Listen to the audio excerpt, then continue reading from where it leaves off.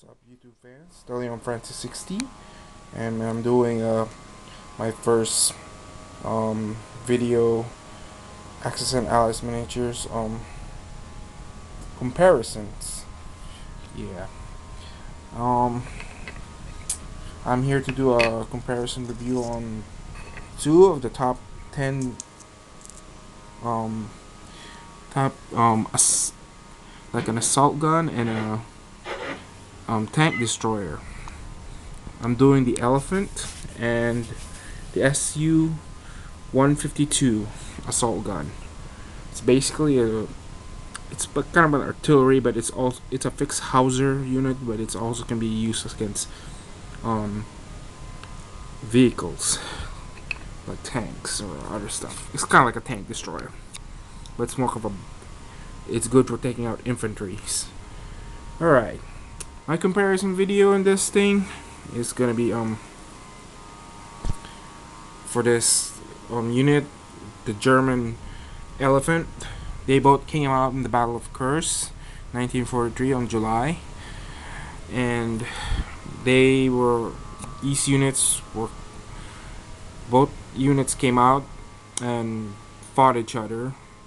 But this over here, this Elephant, it was just came out as a last-minute resort it was made by Ferdinand Porsche, I believe, and when he lost the bid for the Tiger from another company, Tiger tank, he decided ahead to he already thought he's gonna make another for his new Tiger tank, but it's for the German High Command requested for the Tiger tank prototypes. He immediately built this big gun, but since he lost the bid to it, and 80 of these units, I believe, it's already constructed, they decided to convert it into a tank destroyer or something. Over here, it's a SU-152 with a fixed Hauser unit. It says here in the cards that the SU-152 was often called an animal killer or an animal hunter for its ability to take out German elephants, panthers, and tigers. Yeah, that's how the unit is for the Soviet assault gun vehicle. It's a 51 point. It's a lot cheaper than the Elephant. The Elephant cost like 58 points. The armor value against the attack vehicles, for attacking vehicles is 15, 13 to 10, and it has special abilities. It has fixed Hauser, bombardment, limited ammo, and hulking mass. The fixed Hauser, this unit can only attack units in front of it. Bombardment, this unit can attack aircraft. This unit's attacks ignores cover. Limited ammo, this unit can't make defensive fire attacks. Hulking mass, ignore first damage counter when this unit receive each game. Wow. Its defensive value is 6 front, 6 rear. Speed 3. For vehicle is 15. Short range, medium range 13, and long range 10. Infantry is 11. Short and medium is 11, and long is 9. So it's basically it's somewhat good for a unit against some armor and some infantry. As for the Elephant over here, the German, it's 58 points. So it has no turret. This unit can only attack vehicles if they're on front of it. This unit extended range of 16. This unit long range attacks value 5 to 16 hexes. They'll salute that this unit fails to do cover rolls, and superior armor of 2. An armor must beat this unit defensive by 2 or more in order to score hits. That's very true because I tried taking this out with an aircraft with an IL-10, and it was the only maximum attack was, I think it was 7 in the rear, so it was impossible. Oh, 7 for the, it's might chance to damage it, but it's not gonna do. It's since the rear is 6 and forward the forward is 8. The defensive forward is 8. It's really tough tank destroyer. Very good. It's also, these two units are very rare to find. So if you find one of these on online on a single, be prepared to pay the ultimate price for this because it's pretty high these days now. Yep, and it says here in the history card, the little note in the history, it said 64 ton and with over 7 inches of front armor, the Elephant deserves its name. Yeah, definitely.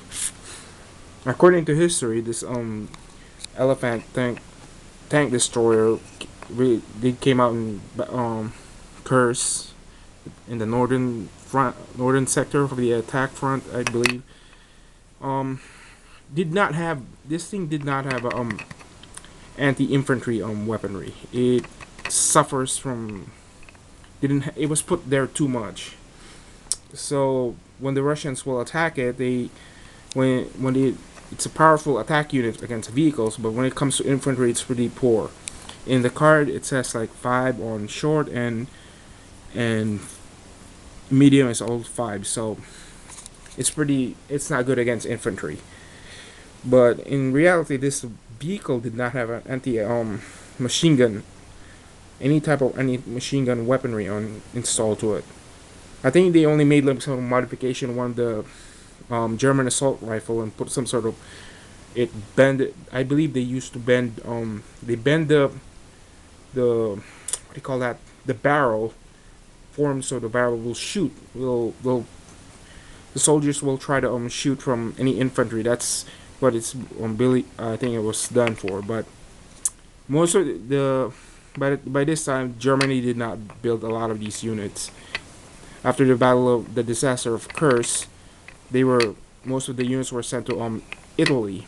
They may probably did so. There are many variations on this unit, like from another version of a tank destroyer with a Tiger hull on it, the Tiger turret on it. They can move like a tank, and a couple of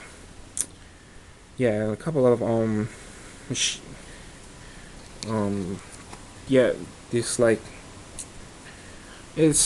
they made some bridge units and for engineer recovery vehicles, but they didn't build more of this. So it finally, I think it went to the Jag Panzer and Jag Panther designs and Stugs because the materials was pretty not good. It's too big and it didn't do much effectiveness, but it's pretty tough tank. But there is still some of them in the Eastern Front and some in the Italian Front. I don't believe this appeared in the Western Front on the Allies against the Allies on the Western Front.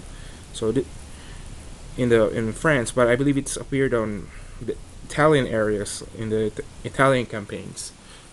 They probably did some modifications on them. I don't know a little about the history. I have to read more about that. This one over here, SU-152. It's good.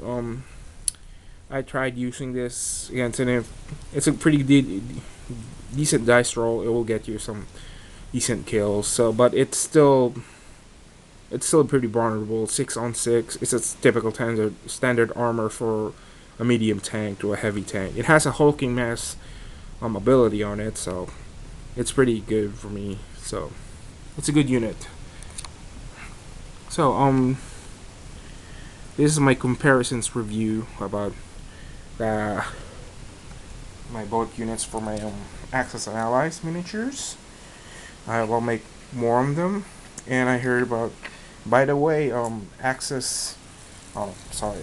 By the way, XX Panzer and Arctic Spetsnaz love your work. Keep doing on it. Keep keep a good job on it, because I believe it's gonna keep the franchise alive. I know some Project Realism said the game it's got definitely gonna die. It's dying. It's a dying game, but if fans like um you and I or me will keep this playing, I don't think it'll ever die. They might stop selling the booster pack and decide to end it from the next thing, but it's to me it's not gonna die, because I have it and it's pretty fun. Unless I decided to sell it on eBay, that's not gonna happen, because it's a good game. I invested a lot of money on these units. So this is the Leon Francis 60. Signing off.